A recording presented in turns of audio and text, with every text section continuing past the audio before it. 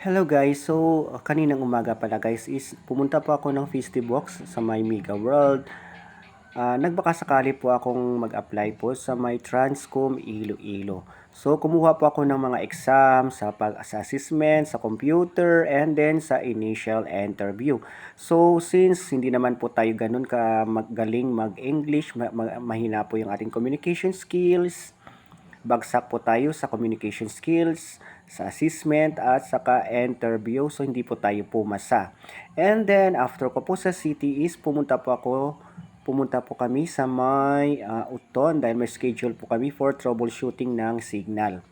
So yung problema po is yung dish niya po is natatakpan po ng mga punong kahoy. So kailangan po namin na i-cut po yung trees para maging open area po yung dish.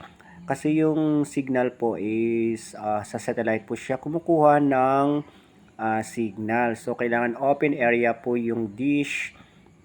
Bawal po siya takpan ng mga kahoy, ng mga bubong. So yun guys, that's all. Thank